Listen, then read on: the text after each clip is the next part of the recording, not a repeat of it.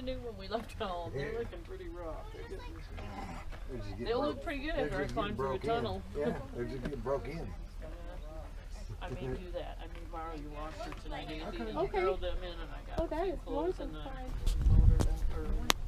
Just a couple of us. You said that you've been down in the balcony house before. You know, I don't know if you knew this or not, because Mesa Verde, I mean, it's a special park. We've got wildlife here. We've got incredible vistas here. But Mesa Verde is a cultural park. And we are the cultural park in the national park system. And we're here looking at the works of man. And of course, this is what Mesa Verde is all so famous for, is our cliff dwellings. Something that you should know, though, that the people that were living here, the ancestral Pueblos were here at least 800 years, and it's really only that last 100 years of living here in this little Garden of Eden here at Mesa Verde. It's that last 100 years of this phenomenon of them abandoning their mesa top farmsteads and moving into these alcove sites in the cliffs. Something remarkable was happening here, something of the highest order of magnitude. Why in the world would you move off of the mesa tops and down into the cliffs? That's going to become one of our quintessential questions here at Mesa Verde forever, I think. We have some ideas, but we still don't understand it entirely. And balcony house, wow. Balcony house, it's really hard to get to it. And as I was saying, only those invited here, only special people were going to be able to get in to balcony house. Now, you may not know this, but we are a World Heritage Site. Mesa Verde is a United Nations World Heritage Site, an international park. We're on par with Stonehenge, the Great Pyramids of Giza, Mesa Verde. And today, we get to go and visit the ancestors. Now, you may not know this, but it's important to know that these people didn't just disappear. Now, there's 21 modern pueblos today. They all call Mesa Verde their homeland. This is sacred ground that we're on, folks, and I want you to please take that to heart. We're about to enter into a very sacred site. All of the Pueblans today, they come up here through the summertime to visit their homeland, and importantly, they come here to pay homage to their ancestors. Because you see, the Pueblans believe that their ancestors continue to dwell here in these sites, and well, if you've been here for any length of time, all of the rangers, we all have our stories, and so do many of the visitors. You may feel the ancestors brush up against you today, especially when you're in these sites. I'm already getting the buzz here. I'm starting to feel that they're with us today. I saw, how many are you, my junior rangers are here? Anybody doing their junior ranger book? Yeah? Guess what I saw on my walk on the petroglyph today? Collared lizard. Have you ever seen a collared lizard? They don't even look real. He was turquoise. He was glowing. It was about this long. They're yellow and I mean turquoise, like they look fake, like a kid's toy, but they're real. And then when he decided that I was too big for him to tangle with, when they want to run away, they get up on their back feet, head into the brush. Awesome. It was really neat. Awesome. I took it as a good omen. So Right, we're off yeah. we got a beautiful day here. We might get a couple sprinkles today. But there was one that used to hang out over here on that where we're about to go now. You know, that probably about as many people as we have here in my little lovely Pueblo family right now is about how many people were probably living here in Balcony House. And right now, oh, come on. I'm just here for the pictures. All right. I don't do ladders. To my point, he opted out and came back up here. So if we arrive at that point and you decide that maybe you need to opt out too, you're welcome to do that. There is no dishonor. Almost every tour I have somebody change their mind. So I'd rather have you do that than, have a bad time. Now, what I'd like to do is just walk out here to the overlook and take a look at this place that the people were living in. So let's go on out. Just stop out here on the sandstone overlook above the staircase before we go down in.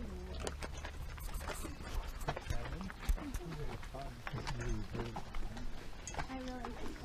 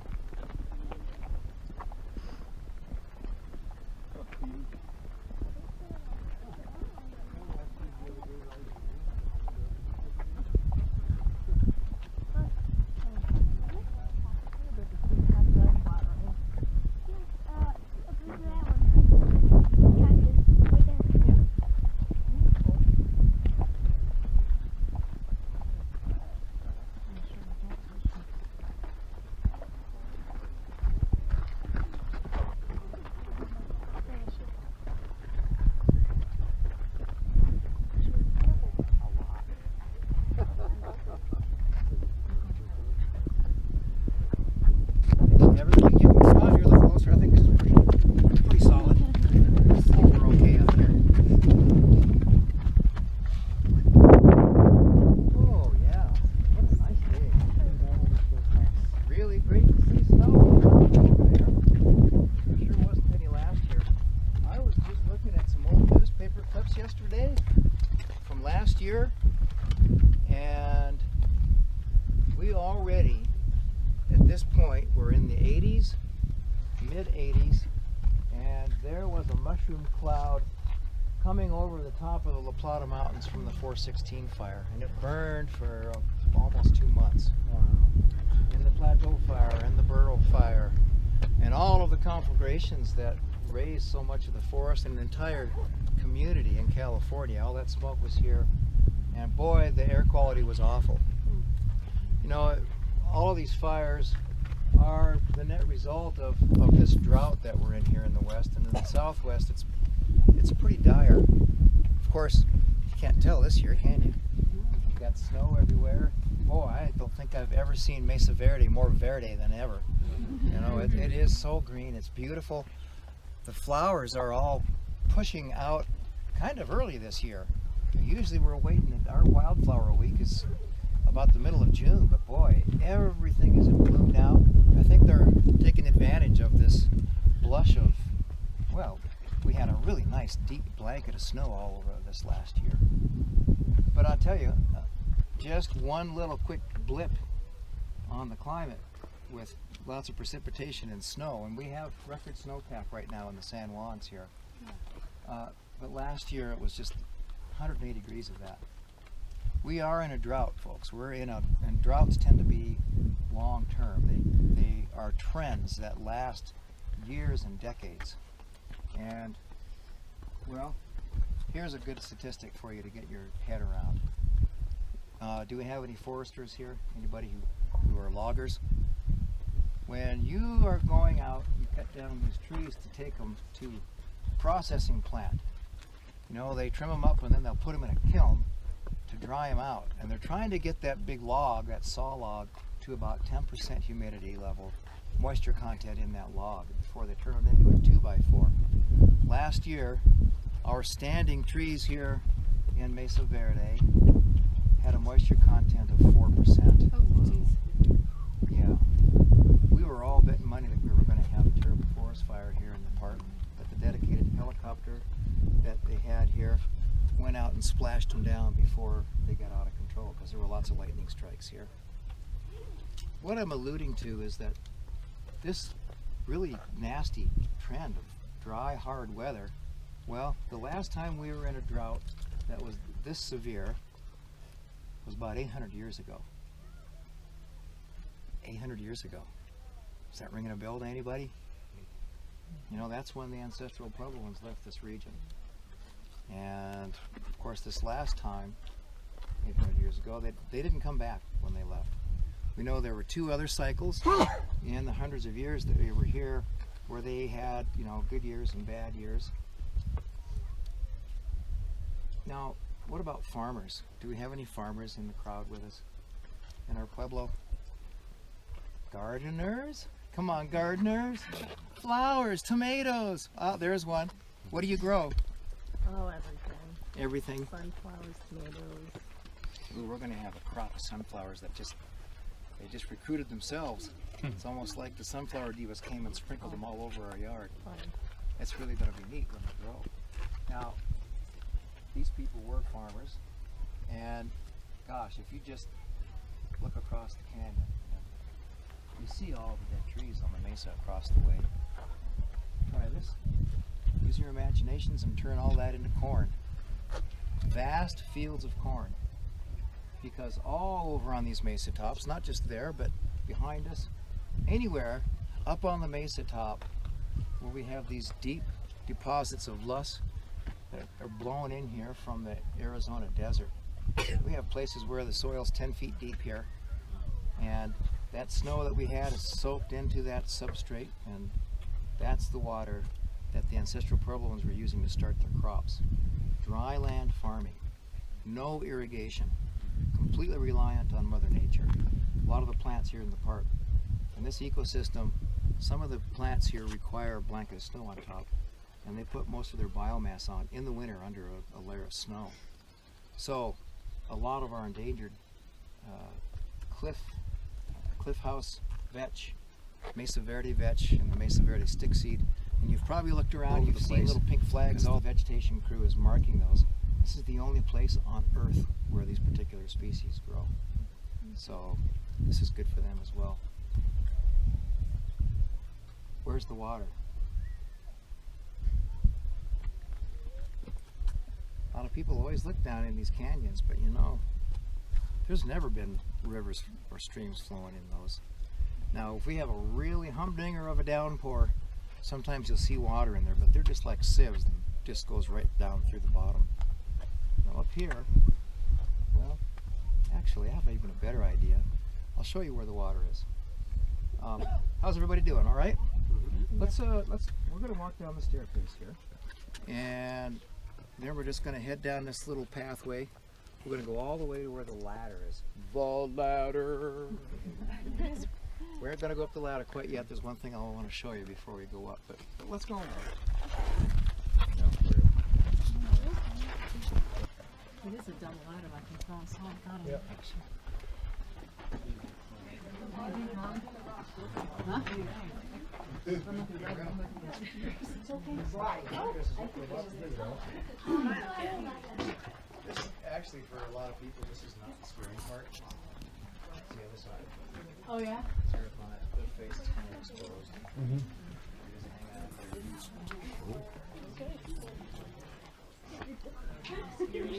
Well, unless you're claustrophobic, and then the little tunnel kind of gets around a little bit too.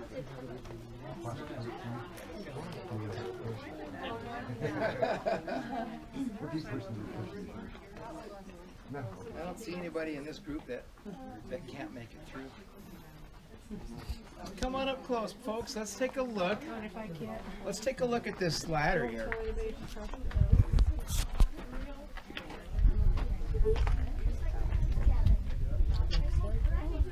This is the ladder, the first ladder, and it's set up to go up 2 by 2, which is what we're all going to do. We'll go up 2 people at a time, side by side.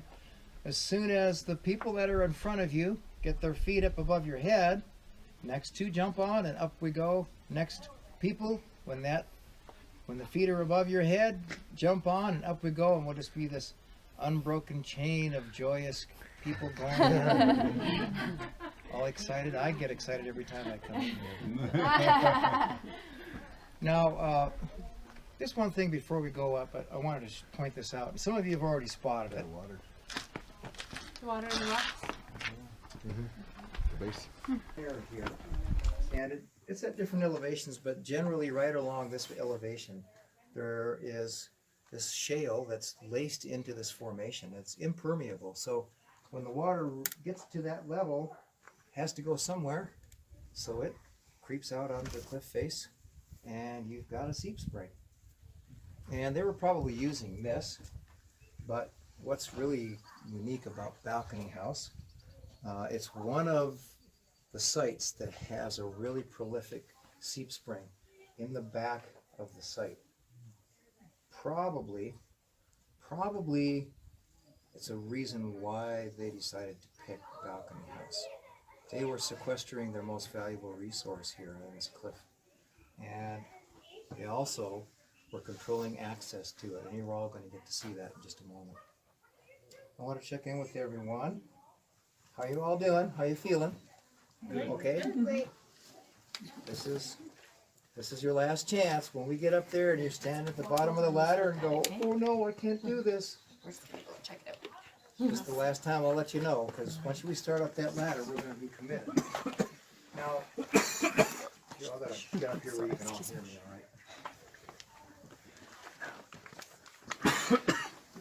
right? Again, let's talk about the ladder. Dispatch 436. You're going to walk up to the ladder, and there it is. And there's that rung right in front of your vision. You're going to put your hand on there and step up. There's the next rung. Put your hand on it. Step up. Look, there's the next one.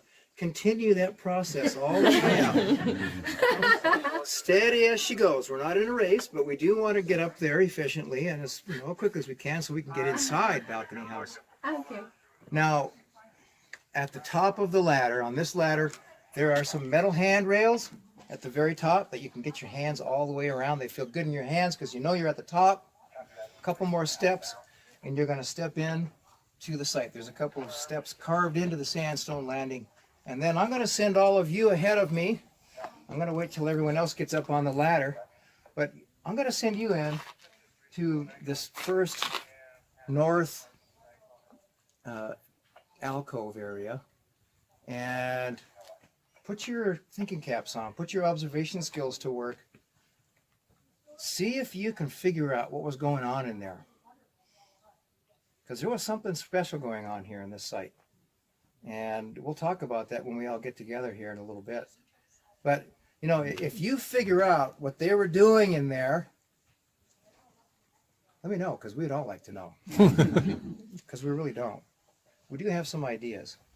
Now, I don't know, who's going to be the last person? Are you going to bring up the rear back here? I'm going to ask you, I've got this little gate right here. Would you swing that closed when you come through? And again, let me reiterate. Game on, people. Let's be focused. When we get inside, we are in the archaeological site. We need you to really respect the site. Please don't sit, stand, walk, crawl, lean on any of the man-made stuff in here. We want to keep it protected. It's been here a long time. We'd like it to stay here for a long time longer. So, and incidentally, the oils in our hands and the sunscreen, if you've been putting it on, it will suck up into the sandstone like it's a sponge, and it leaves a black mark that we can't get out. You're going to see some blackened stones in here. Really, let's respect the site, take care of it, and we can help each other with that. If you see somebody kind of starting to lean against the wall, I know I'm going to see somebody when they're doing it. But just a gentle reminder, say, oh, hey, get off the wall. Okay, you ready to do this? Yep. Jeez.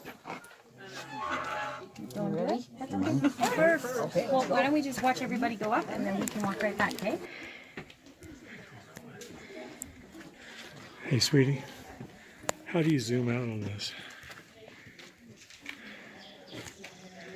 I don't, yeah, okay, that's good.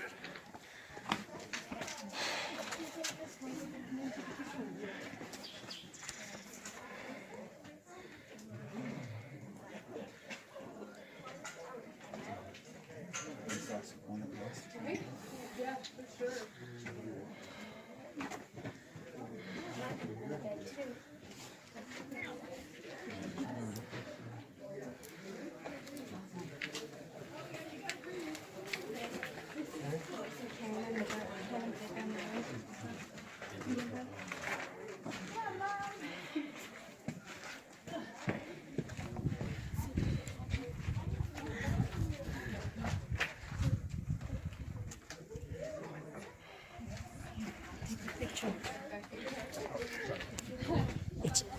It's a video. Just let it run.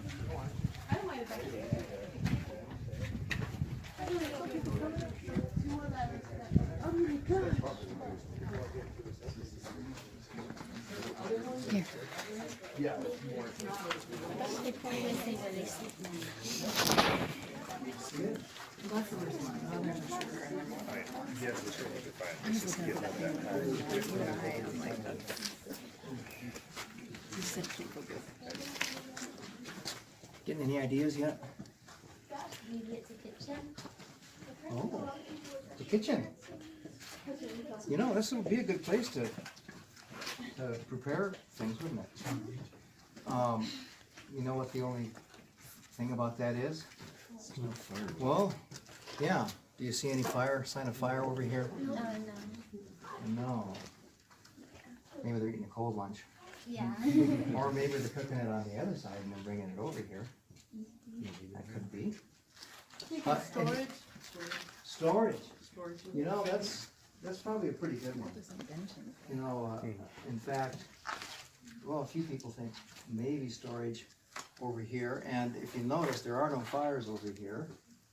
And you might have noticed, you see this wall? Did you notice the doorway here? Yeah. That they slammed that shut. And some have suggested maybe they were rationing their food at this point. I don't know. Did you all notice the balcony?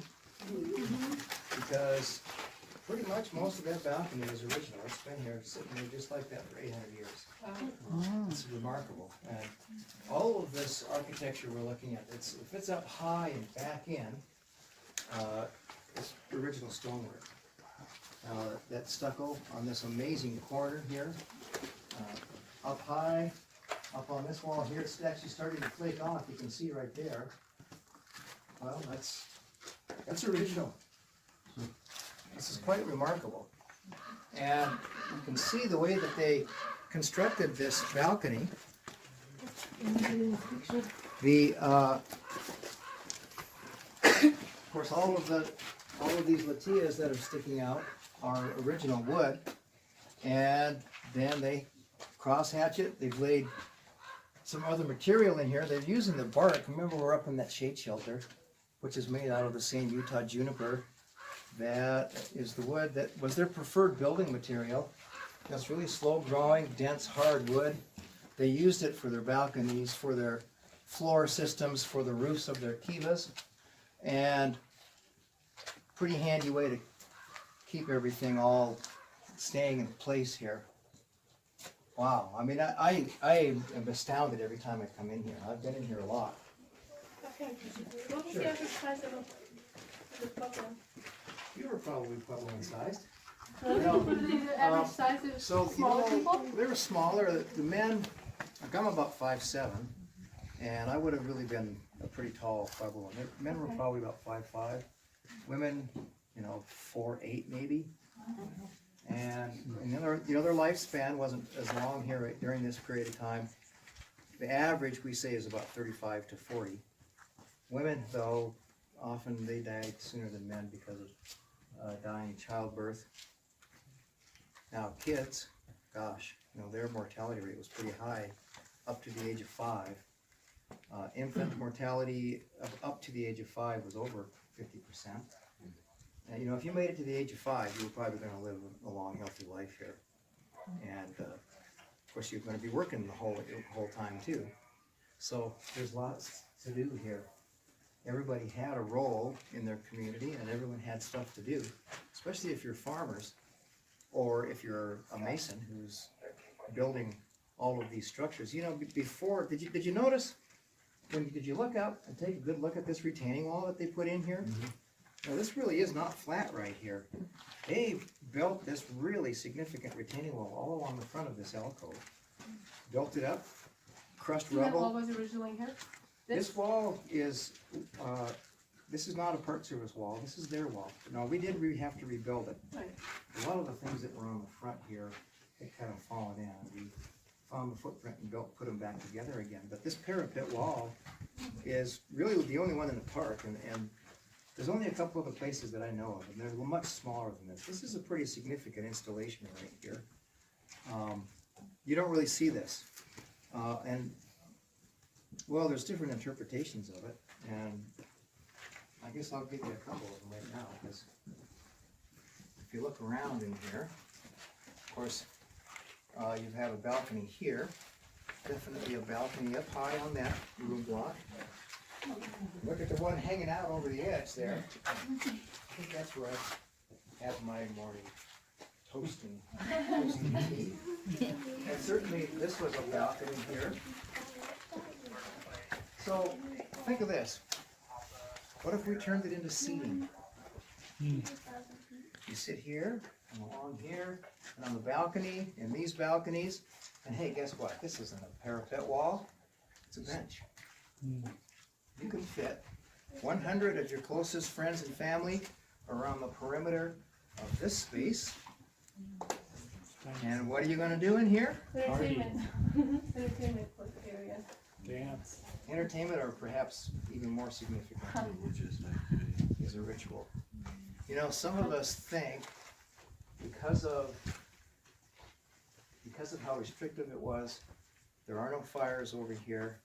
Some of the features that we see in some of these room blocks here, it has been alluded to that perhaps there were very special people here trying to bring balance back into their world. You know, at this point, when they had abandoned the Mesa Tops to move down in here, there were more people living here than there had ever been here. And the weather was changing. There was more competition on the Mesa Tops for land. You know, a family, which we consider to be about 5 to 7 people, a family of 5 to 7, it takes about 2 football fields worth of land to grow enough corn to support the family for 1 year. It's quite a bit of land. And, incidentally, it's also, they're going to be sharing their corn with their turkeys because they were raising turkeys also. Not necessarily to eat so much as to make feather blankets and tools with their bones. At this point, though, we do see all of a sudden that this last 100 years, the turkeys start to show up in their diet and they begin to eat them. You know, we think that probably at the beginning of the 1200s, 80% of their diet was corn. And then they augmented with, you know, wild foods and hunting. Boy, they'd hunted everything out at this point. There wasn't much left. So we see, as far as meat in their diet, it was their turkeys and lots of cottontail rabbits. Good thing that rabbits reproduce quickly. At this point in time, in the mid-1200s, they're starting to enter into what we call subsistence stress. There's probably less vegetation than there is even now after we've lost, gosh, 80% of the pinyon juniper forest here to forest fires. I would submit that there was even less than that. You kind of see what I'm alluding to. All of a sudden, they felt that they needed to come in here. They're sequestering this water in the back here, which we're going to go look at now. And isn't this a defensive position here? Yep. You Yeah, are they're not- safer here than up on the plains. Yes. And, you know, there's no doubt about it. There was a combination of reasons why they moved into these sites. Of course, a big one, is to combine your resources. You know, if you have different groups coming together, somebody that's a better mason, somebody's better at growing corn, somebody's a better weaver, and somebody knows about medicinal plants. All of a sudden, you get divisions of labor, you become more efficient, and everybody in the whole pueblo here, whatever amount of food they're growing, whether they get a lot in their crop or just a little bit, it all gets put into the same pool so everybody eats and doesn't go hungry. How you all doing? Good? I'd like to go next door. Next door is where the Kiva Plaza is. And do you know what Kiva, about the word Kiva? In the Hopi language, Kiva means the place beneath. Not mean the place beneath where we're standing, rather, it's the place beneath this earth. Because the Puebloans believe that they came from inside the earth. And they had to migrate a long, difficult journey from inside the earth to arrive in the fourth dimension that we're all standing in now, to be here in this world. The Kiva is an important part of that. Now, the down and dirty description is, an underground structure used for ceremonial purposes, and that certainly is what modern Pueblos only use them for ceremony. But boy, with a roof on them, which these don't have a roof, but when a roof is on top of a kiva, inside that space, it stays 65 degrees Fahrenheit, hottest day of summer, coldest day of winter. There's no doubt. The kivas, they were living in the kivas. And here, there are two kivas on the next side here. The kivas belong to extended family, or a clan, if you will. So there are two extended families, or two clans, at least, that were living and residing here. But on this side, well, you're going to see, it's hard to get in here already, but they even restricted access over to this side even more. Maybe, unless you were a rain priest, you weren't going to get to come over here. A lot of the rangers call this side the dance plaza. You can imagine. Corn Mother, please help us. Help our corn children. Please send the rain. Yeah. You could have done a lot of things over here. You're pretty sure that this space was used for special ceremonial purposes. All right. Now, there's one black rock here that I'm going to let you touch. I won't give you a hard time about it. You have to come up the ladder to get your balance. And we're going to go through this little gap.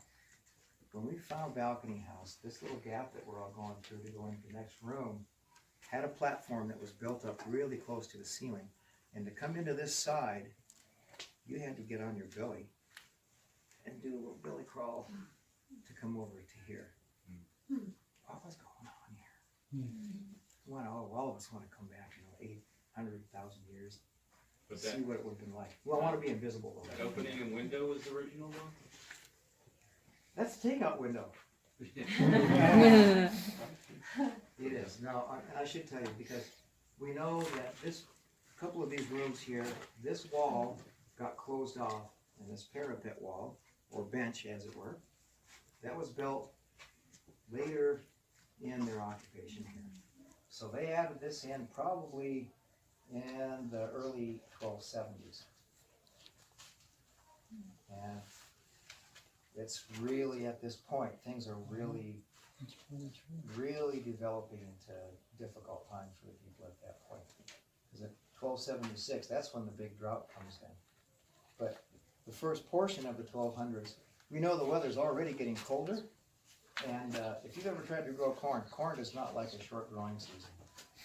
And colder weather means not as long to grow your corn. They were probably having crop failures already, and then insult to injury when that drought kicks in. But we'll talk a little more about that next door. Now be careful when we get over here, because these are about 18, 20 feet deep. There's no roof on them, so we're going to have enough room for us all to circle up around, and I'll talk about them a little more. And give you a couple more ideas to think about. I'm also doing it with no hands, Mom. Come on over, let's go to the next door.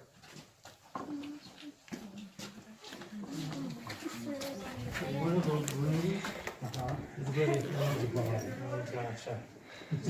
That's funny. She's like, how did that guy get there?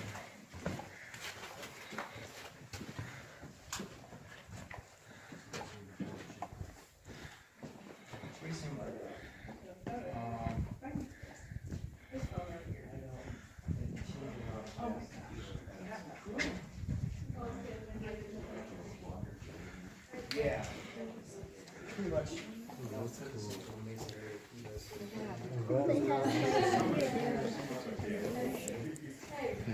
Get in there. I think they drove fine and I was like, cool. You don't really see that in other locations around the southwest here. Well, we're not sure. Probably for using, to put special objects in there. I can certainly see in the wintertime, a big clay area full of water, so you don't have to, you know, go out. Maybe ceremonial objects. We do see the alignments here in Mesa Verde where they tend to line up features in Kiva in these cardinal directions. Now, okay, where's my junior rangers who've got the compasses? You want to employ your compass? Now, hold it nice and level and let it get a good reading. And don't answer this question yet. I want to see if anybody else is paying attention, okay? What direction are we facing, everyone? I've got an east, I've got a southeast. Anybody else? Let's do north, I would say northeast. if the sun is behind us. I like your answer the best. We're sort of east-northeast. Yeah. And so, you know, think about this, because in the wintertime, there is not a twinkle of light that comes into this alcove at all. It's cold here. And you can probably see when you came in how much fire they had in the back here. You know, maybe they had fires to heat up that stone and reflect it back, try to keep it warm. Did you notice behind this room block we're standing in the very back, this is where their spring is. And it's really a pretty prolific spring. Although last year it was starting to dry up. They're starting to get some more water back in it now. We have another little cistern that they put in because when it's really producing water, it will spill over into the site. And this sandy clay soil mortar that they used here, when it gets wet, it turns back into mush.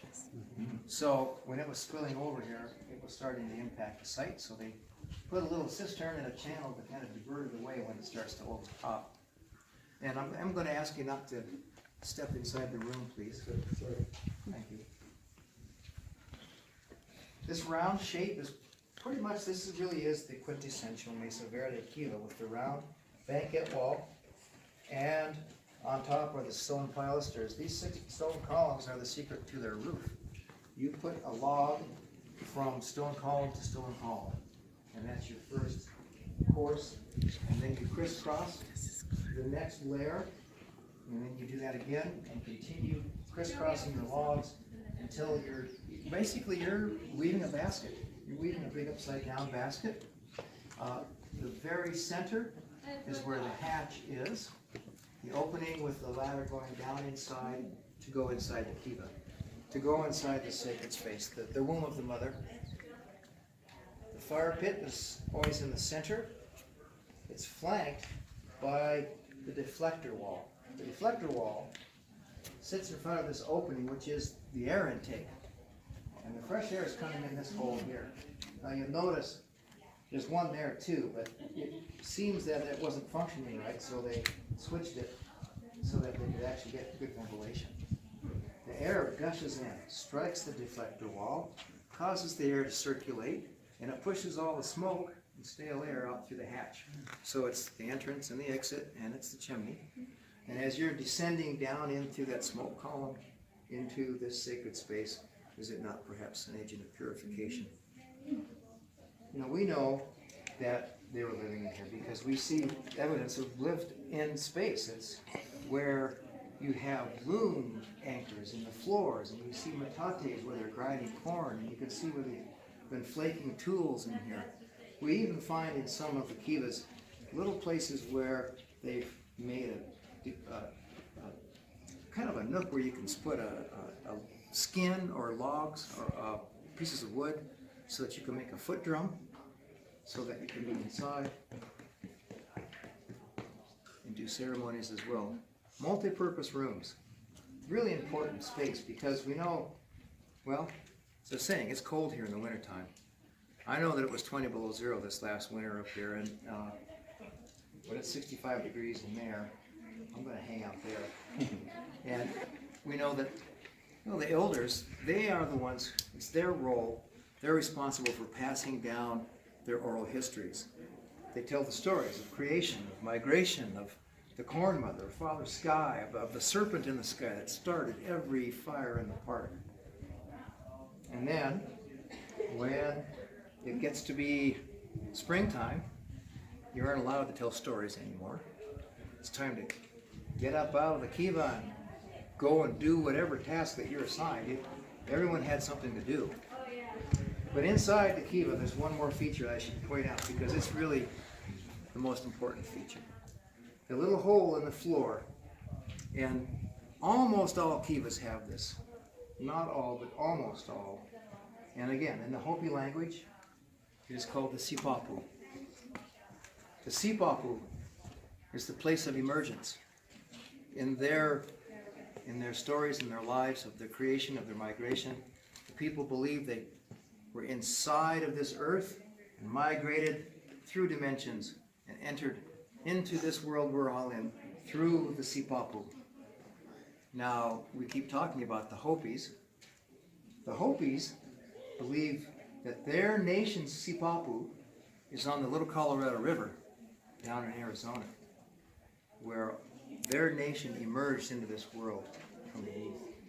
Some of the other tribes, I know many that live in the northern Rio Grande region, the Tewa speakers of the Rio Grande, a lot of them think that, well, they believe their sipapu is actually up by the Great Sand Dunes, Colorado. There was geologically, there was a big lake there. And, there's a lake in the middle of the world, and they came up through that column and into this world.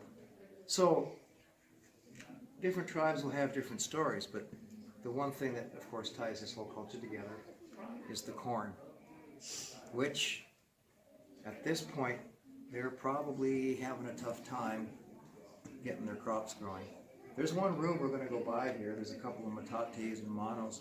In that room, when we found this, there were 8 milling bins in there. So they're doing high production on taking care of their grains. But the other thing is, we're going to be going through the entrance, exit, the only way in here. The only way in here. When we do our dendrochronology studies here on these sites, and some of you may have noticed how there's holes taken out of some of these logs here. We're able to take the wood core out of there and match it up with this 8,000 year long calendar based on these logs here in the Southwest that are so well preserved. And we can tie in that sample and find out exactly when it was cut. And we can also tell if it was a good year or a bad year in terms of how much rain they were getting. Bad years, that means probably bad crop year as well. And maybe a bad water year. This drought that I was talking about that comes in here in 1276, we know it lasted at least 30 years. And it was extremely bad. We can tell by the rings, you almost need a microscope to discern the annular lines. So what happens then? Maybe your springs start drying up as well. Now it takes about 5 years for that raindrop to hit the top and get it all the way down to where that shale seam is before it comes out as a spring. So, 1279 is the last cut date. Probably 1279, 1280 is the last construction, any building, the last thing that they did here. And more than likely, we think by about 1282, people were leaving the area. By 1286, it was full-on mass exodus. By 1300, there were no people left in this entire Four Corners region. They had all moved on, migrated to the south, either to join family members who had left earlier to set up their new homes. They were going to integrate with people they already had trade relationships with. And there were a lot of people that were going on a wing and a prayer, just hoping that someone would take them in. It wasn't an easy thing for them to decide to do this, to leave their homeland after being here for 800 years. and generations of your families before you have been here living in this Garden of Eden, living in peace and living well. Something was happening at this point in time that was extraordinary. You're still trying to figure out. And here, I would submit to you, and you're going to see when you see this wall that they built. Last thing they built was the barrier that we're all about to go through now. And I think that they may have been sharing their water with some of the other folks that were living along the canyon here. But all of a sudden they decided, no, we're not going to share anymore. And you'll see the stonework there. Some of it almost looks like it was just really quickly put into place there. There's also a couple of windows in that wall where somebody was definitely stationed to look out and see anybody that was approaching this site. If you were not welcome here, if you were not asked here, if you were not part of this group, you were not getting in here. And I sure wouldn't want to be on the receiving end of that stone wall. Stick your head through that tunnel. But what I'd like us all to do is let's go ahead and we'll proceed on out. Go through the tunnel. Now, if you have your pack on or anything, you may need to take it off. If you have a long lens in your camera, watch out you don't swing it in there. You know, it's just a small doorway into a confined room, and you shuffle about 13 feet to one more doorway on the other side. When you come to the ladder outside there, up you go. First ladder, then the staircase, and then one more ladder, and then on to your next adventure. Go see as much as you can while you're here. This is just one little piece of this incredible puzzle. See the museum, see the film, try to go to Cliff Palace, and if you can, if you're here long enough, and go get a longhouse too. Then you get balcony house, Cliff Palace, longhouse. That's kind of the Holy Trinity. And you'll really start to get a feel and an understanding of what was happening here. And it's quite remarkable. These people had a remarkable life. But ultimately, they had to make the decision to leave. The world wasn't supporting them anymore. They recognized their role in putting the world out of balance. The disequilibrium was what ultimately caused the internecine conflicts that caused crop failures and finally probably pushed them out of here, the breakdown of their society. Kayanasquatsi were out of balance. And they decided it was time to go. It's time for us to go. Let's go on to the next slide.